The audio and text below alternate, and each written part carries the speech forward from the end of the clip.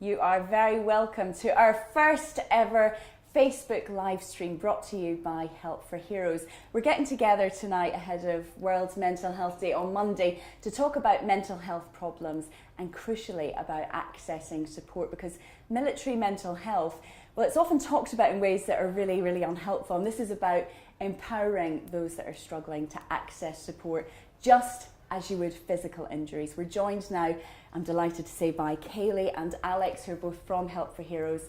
Kaylee actually treated Alex through the Hidden Wounds scheme, so that's something we will talk about a little later on. Yep. But first up, Alex, if you could just tell us a little bit about your background.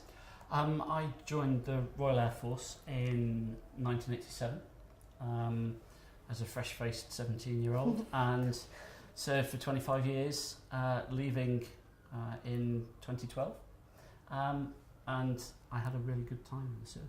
We will be hearing a lot more about your story very shortly.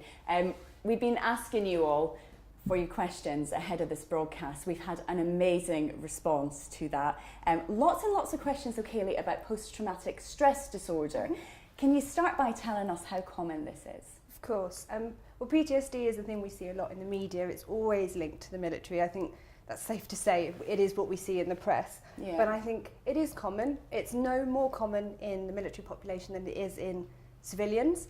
But I think what I'd really like to do is just bring it back to people experiencing difficulties and almost not labelling it. I think the thing that Hidden Wounds work directly with is common mental health difficulties. So things like depression, that we're going to talk about a little bit more tonight, anxiety, anger.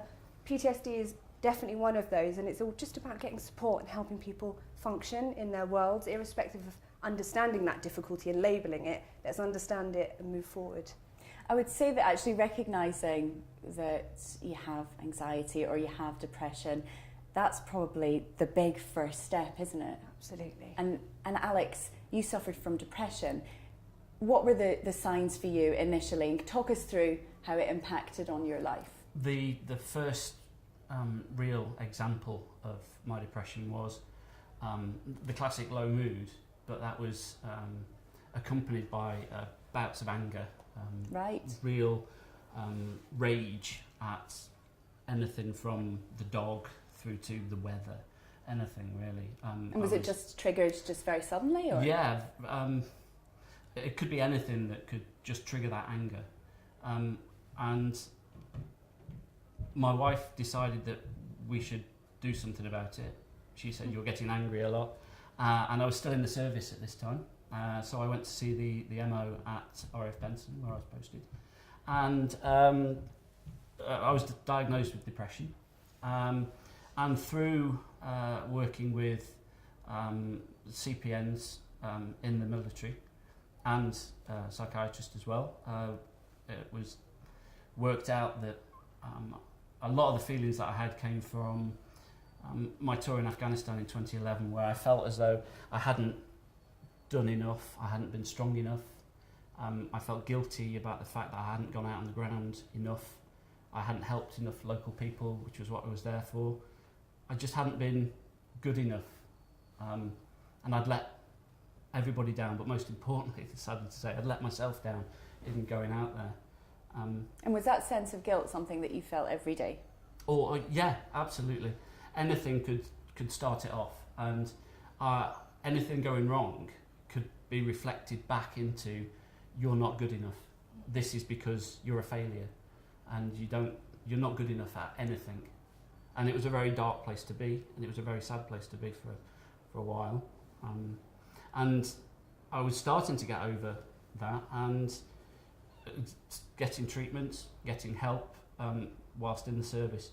And then I left in 2012, and I left to look after my wife, Therese, who was medically discharged from the army. She was injured herself, and I left to become her carer. And I went from being in the service, where I was working every day, doing a job, fairly high-profile job, to being essentially a house husband, just doing the washing up, doing the ironing, taking my daughter to and from school. And I felt as though I was completely reactive to everything. I wasn't in control anymore, and it kind of came to a head one day when I was helping sort out my wife's medicine for her, and there was a huge box of paracetamol there, and I just looked at it and thought, maybe what if I took all these, what would happen if? And that's when I knew I needed to get some real help. And that's a terrifying place to be. It was, because I knew I'd already had some mental health, I wouldn't say training, but I had a mental health experience. And one of the first questions you get asked when you go and see a CPN is, do you have thoughts of hurting yourself? And I knew that was a really bad thing. And as a matter of luck or synchronicity, or call it whatever, 2 days later in my email inbox came an email from Help for Heroes talking about hidden wounds and talking about getting some help, and I think that's for me, and I hit reply, and I think within 24 hours I was talking to Kaylee. I mean, it's probably important to say right now that there's a lot of people out there, a lot of veterans that are having these really quite dark thoughts, and they're living with them on a day-to-day basis, Kaylee. Yeah, I don't think we can steer away from that. It's a really difficult place to be, and you talk about it so well, Alex.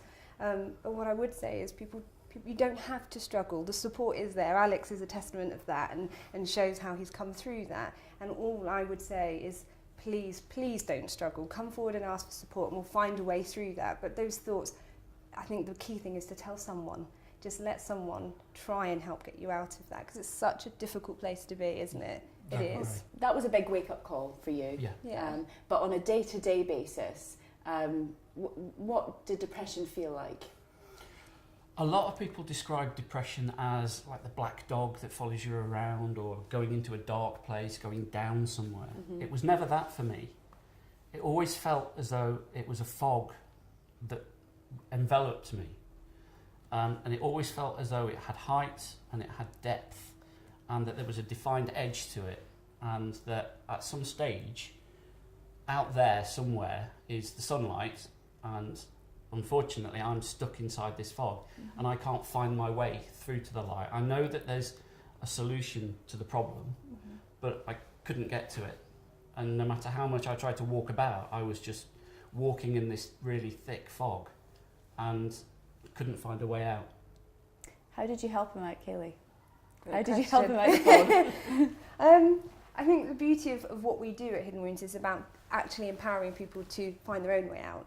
I was by no means pushing you out of that fog. I wasn't calling. Actually, I walked alongside Alex, and what we did is develop some skills together. We looked at the things that were important to you, that were pleasurable, getting some sense of order and routine back. Just camera. That's a nice piece of kit, right? Absolutely. And it was really important, wasn't it, when we worked together to introduce your photography back into things. Absolutely. And get that little bit of pleasure back. And you always talk so lovely about every day was crap, every day was awful, and actually getting those little moments back together that weren't so crap. It felt as though, when I first started talking to Kaylee, that every day and all day was awful. And the first thing that Kaylee did was sort of say, right, keep just an hour-long diary of the day and just score each hour on a score 1 to 10, how awful it was. And what I was actually finding was that there were certain parts of the day that weren't awful, that it wasn't all day that was bad. But before Kaylee had pointed this out to you, you just summed up the day as being another awful day, and it was just trying to get through the day, because it's what I did. I had to try and get through the day, and all I was trying to do was exist, and there was no pleasure in it, there was no happiness in it. Mm-hmm. But with Kaylee, because Kaylee did all the hard work, she identified and helped me to see that there is pleasure in things, and that I could get pleasure, and the camera came about from that. She sort of said, well, what were you doing when it wasn't crap?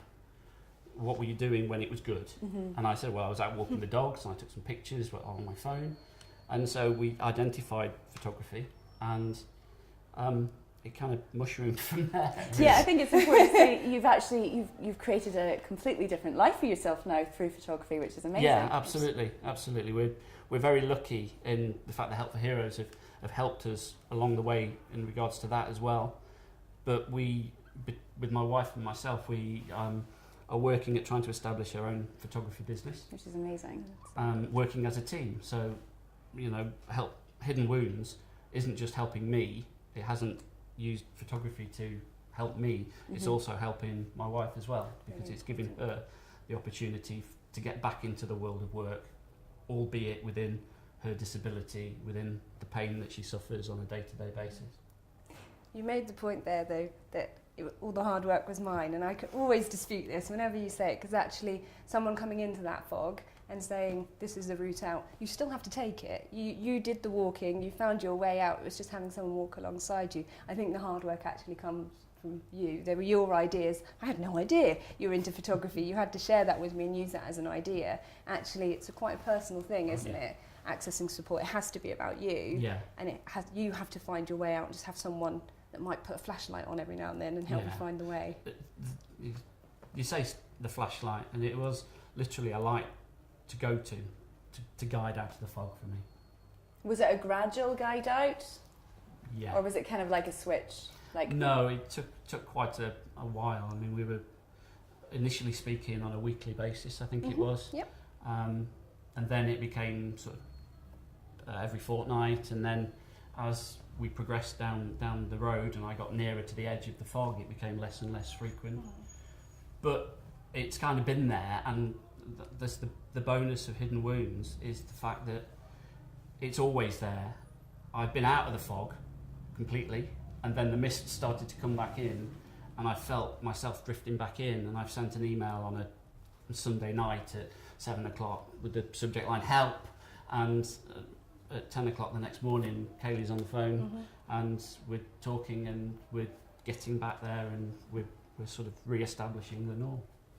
That's the thing, like if you feel bad, it might not happen in office hours, so it's great to know that there is someone there, in an evening, a Sunday night, in the middle of the night, whatever, somebody is there to support you. Absolutely. There are great things like the combat stress helplines that people can use out of hours. We're predominantly in office hours, Hidden Wounds are in there, but we will see the email and get back to you as soon. And I'm sure you got a great out of office saying, actually we're not here, but this is the time we'll come back to you. And we recognise that that's really important, that we may not be able to respond straight away, but actually you need to be able to ask for help when you want to ask for it. I knew at the time that I asked that I wasn't going to get anything immediately, but I knew just simply by asking that they were there and they would get in contact as soon as they could. And if you're watching this and you think you're struggling, there is a link beneath this video. Click on that. It will take you directly to the Hidden Wounds contact form. And there's a lot of people, a lot of veterans out there who are suffering, who are battling mental health problems, and they're not reaching out for support. Why is that, Kaylee? I think there's lots. I think stigma. We can't remove the stigma around mental health, and something I know Alex and we've talked about today is how lovely and what an ideal world it would be if we could talk about mental health the way we do physical health. Yeah. We're not in that world, and we have to just work with what we've got. Is it getting better? Yes, I would absolutely say it is getting better. Yeah. I think more and more people are open to having those conversations. I mean, the fact that we're doing this today, we're live on Facebook talking about mental health, this would not have happened very long ago. I think it's really important, and the more that we talk about it, the more people will follow suit. But I think there's much more to that. I think there's, particularly with the veteran community, there's a bit of a stigma around mental health, and also that male health-seeking behaviour, I think it's well researched that males don't seek support as much as perhaps maybe females, and particularly in the military, that's even more tricky. But mental health is just stigmatised, and we'll get there, we will, and there are services out there that will provide the support, and it's just also making them less scary, because I think that's the thing, asking for support can be quite frightening.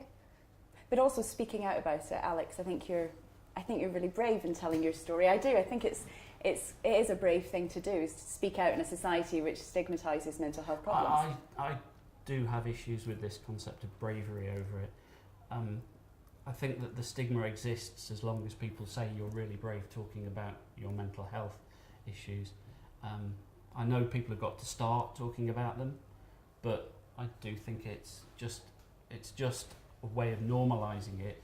The more people who speak about it as if it was a normal thing to do, then fair point. It's there.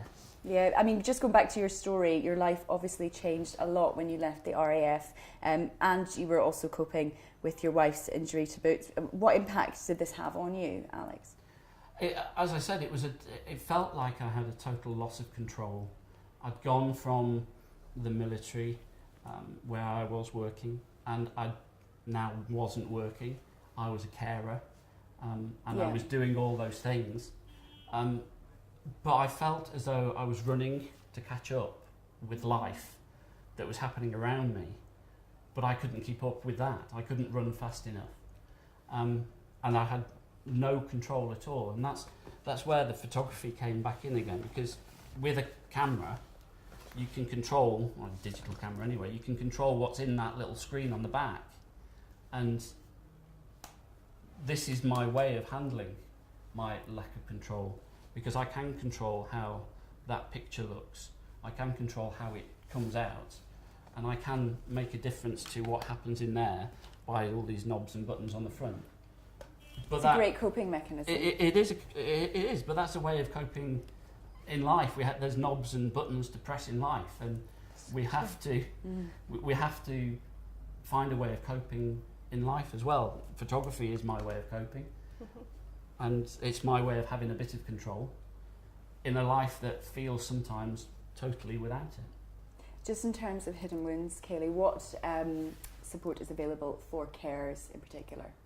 I think for carers, we're very good at knowing and navigating what's out there. You know, being a national service, we have to be hot on what's available in people's different areas. There's lots of carers groups. We've got amazing fellowship through Help for Heroes as well with the Band of Sisters, which is an amazing network of people that might be in similar situations. But I guess it's really difficult to say without a personal example, but I would ask people that are carers to get in touch so that we can help them navigate that system and get them involved in what might meet their needs. And what about military family members who aren't carers but are really struggling to cope themselves? Hidden Wounds is absolutely available to them. I think we get stuck sometimes in it has to have a direct link to being a military family or having a husband, a wife, a partner, a brother, a sister in the armed forces. Actually, if we've got family members that are in the armed forces community that are struggling with their mental health and it's got nothing to do with being in the armed forces or having a link to it, then they absolutely can access Hidden Wounds. I think it's important to say that although that I'm a service veteran, I got in contact with Hidden Wounds as a carer of my wife who was getting help. It just happens that I'm also a service person as well, an ex-service person, rather than being like in the first place. But had you not been a veteran, you could have accessed Hidden Wounds in as well. I'd love to know just how your life has, I mean, we touched on the photography, but I'd love to know a bit more about how you mentally have moved on in terms of your life since accessing Hidden Wounds, Alex. I think it's a lot of the time it's using some of the little techniques that Kaylee taught, and one that I really do use quite frequently is looking at the day in a whole and then breaking it down and saying what little periods. Was today really a bad day, or was it just a bad 20 minutes that seems to have enveloped into everything? I try and be positive and have a positive outlook. I'm sure my wife would say something about that at times. But it's using the techniques that Kaylee's taught and employing them all the time and using them over and over. And what about your family? How do they feel about your treatment? Therese feels a lot of guilt. Therese feels a lot of guilt about the fact that she's caused my problem. She hasn't caused my problem. It's not her fault that the chemical imbalance in my brain meant that there wasn't enough serotonin being released. It's not her fault that she's poorly, that's made me poorly.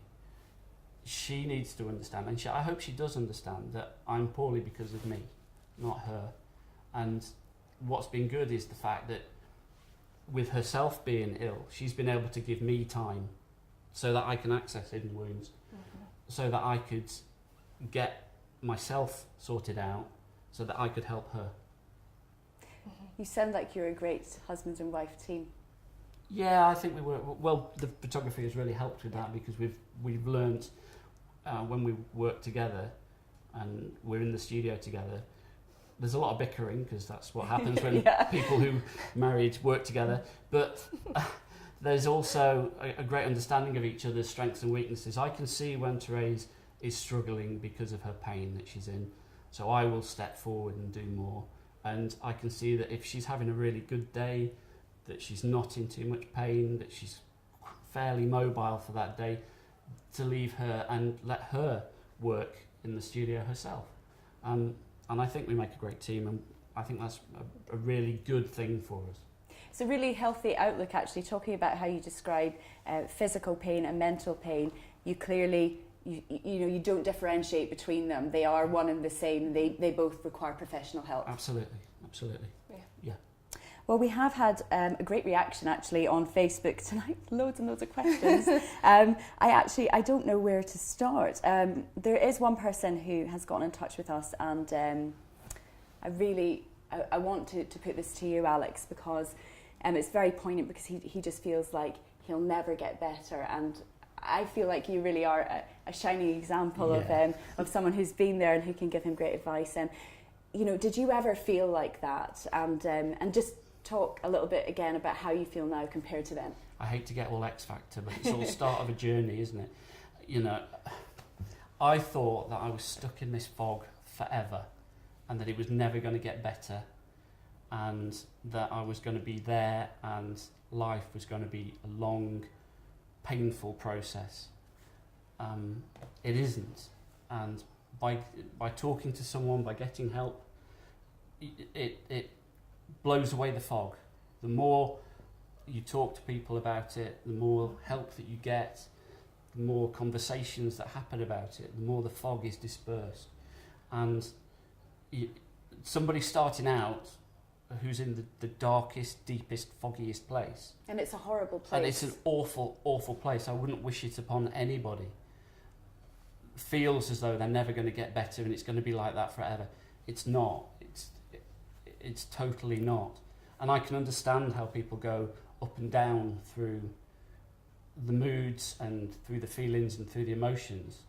But by talking to people and by having a professional who does all the hard work, I'll say it again, to help you get out of the fog, it's there and you will get out. Somebody will get out of it. I think it's really important as well to raise how that is in terms of the practicalities of it for people to access support, because I'm sure there's going to be people at home sitting going, I don't want to call because I have no idea how this looks, how this feels. We've talked in terms of your examples, but if people were to get in touch, they would instantly have contact with a psychological wellbeing practitioner who would have an initial assessment with them, telephone, Skype, or maybe at one of the recovery centres, to help both be curious together and understand those difficulties and really pick them apart so that we can understand the cycle that we get stuck in. We're human beings, we get stuck in things, and also then to look at what package might be helpful. And as a PWP, we either go, actually we may not be the most helpful approach, there's lots more going on and there's all this out there and we'll help people navigate that. It is a nightmare to try and navigate the NHS, other charities, because there's so much available that we'll do that bit. We're very knowledgeable and we'll broker that relationship. Or actually we're the right fit and we can help people. I think you talk so nicely about skills, and I think as a practitioner, the key part for me is actually that time when I'm not needed anymore, because the person has the skills to manage, for example, their depression, or they're managing their anxiety and going into situations they never would have before because we've taken those steps together, and they say, Kaylee, I'm doing this, I don't need you anymore. It's about having those skills that you can always fall back on, but also I really love that you talked about how we follow up. So I'm very passionate about not letting people fall through gaps. So if we refer on or signpost people to support, or if we support them, we'll come back to them and make sure you're getting the right support, things are moving forward. And if people are getting better, that they continue to get better, because I think that's something that can happen. People fall into gaps and that's quite disheartening. And as you said, actually an email to say, help, I need help now, and we'll step back in. It needn't be hands off forever, but actually we will take that step back because we're giving people skills to manage their mental health. and they can use them. So like we were just talking about earlier, if it is the middle of the night and you just want to get it off your chest, sending that email, reaching out, yes. and you will come back. Absolutely, yeah. Absolutely, we will. And our waiting list is, we don't have one. So often at the moment we're seeing people within 3 or 4 days for that initial assessment and treatment, and the intervention starts straight away. So there's no wait for that, people can access it straight away. Because this is the first time that you have met face to face, I just wanted to ask you how you feel about seeing how successful and how well Alex has recovered, because I know you have down days and you do seek help, when you feel that way, but by and large, you are very much a hidden wounds success story. I can't remember the last time we spoke, No. No. And as I say, actually, that's a good thing, because Alex he's got the skills that we've worked through together and got to learn that are really personal to you. If Alex doesn't need me, that's good, because you're using them. It's been really nice to meet you face to face and put a face to the voice. Absolutely. But I think you're just flourishing and using the skills you've learned and you developed yourself. And Alex has been really good at going, help, I need help. That really is the crucial first stage. And we talk about depression, but there's also anxiety and a whole list of other mental health issues. What would be, if somebody watching maybe thinks they might have a mental health problem but can't identify it, what would be the telltale signs? I know it's a very generic question, but just for anyone watching who might think that they might be suffering from a mental health problem. I think I tend to sort of sit in the position that it's something that's not the norm. So people talk a lot about sleep, concentration, not doing the things I used to do, or just the feeling I don't feel like me, I'm not doing anything I'd normally do, certain situations make me feel really uncomfortable. All those different things, and it can be very physical for some people. So, their heart racing, they're sweating in certain situations. Not enjoying life. And not enjoying life. Yeah. And we talk a lot about functioning. Functioning is really important, that people are, keeping home life ticking over, keeping relationships going. But actually, some people are really good at being a swan and gliding on the top, paddling like crap underneath. And then when the door is closed, different. That's a very different story, and it needn't be like that. We can get those small moments of joy back, of taking a photograph. In Alex's, other people, it's about doing physical activity, whatever that looks like. It's getting those really small moments of balance and back into your world, so that you can do more than exist and function. It's really important. If you are watching and you think that you would like to access Hidden Wounds, or you think you might have a mental health problem, or you're just not enjoying life, you just want to talk to someone, click on the link below this video. There's a contact form. It will take you straight to Hidden Wounds. Even if you think it might be silly, don't even hesitate. Fill in the form and they'll get back to you. Kaylee, Alex, it's been wonderful meeting you and hearing your story, and thank you so much for answering all our questions. I do want to leave the last word to Alex. If anyone is watching, and they're thinking about getting in touch, but they're just they're not sure, what advice would you give them? Absolutely, get in touch. Absolutely, find someone to talk to at a first state, and then, if necessary, fill in those contact details on the page and talk to Hidden Wounds. I can't express how much it has helped me. And I'm really passionate about trying to get other people to sign up and get involved in it, to get themselves to get the help that they need to get out of the dark places, the foggy places that they might find themselves. And I'm really passionate about helping to try and support this brilliant programme, because it does save lives. It does. Well, on that note, we're going to leave it there. You can watch this video again on our Facebook page. Again, the link to Hidden Wounds is below. Just click on that for the contact form. Have a great night, and thanks very much for watching.